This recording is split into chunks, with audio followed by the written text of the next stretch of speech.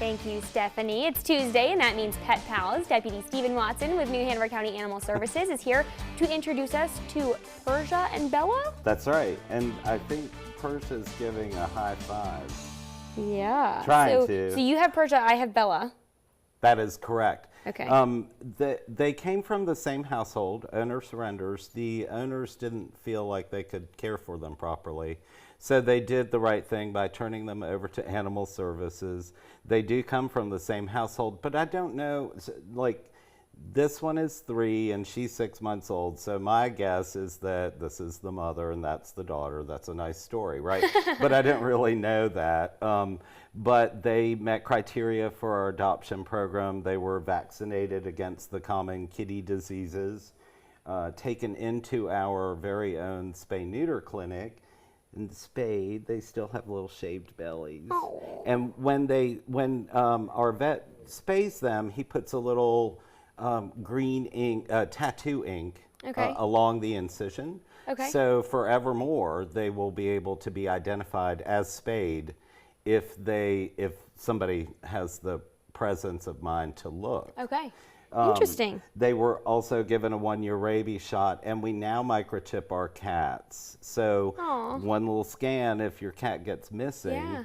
And I know that's good, especially with a lot of cats that are outdoors. That's exactly right.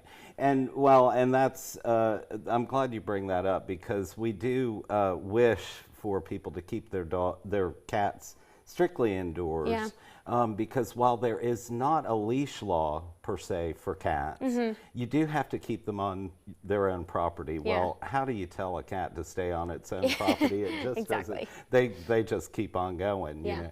But if they were found, we try to scan every single animal that comes into the shelter, or we suggest if somebody finds an animal, they take it to a vet or bring it to us to be scanned for microchip, and then owner identification. Yeah, and they both seem so sweet. Okay, this one looks like the fur is a little bit longer. Am I right? She's going to be a domestic long hair. Okay. And this is a domestic short hair right here. They're both very sweet. They are. They're doing well on camera. I know. When I walked in, there was so much activity. I thought, ooh, this might have not been a good idea, but I knew you could pull it off. I can handle it. You can handle it. And she's just chilling.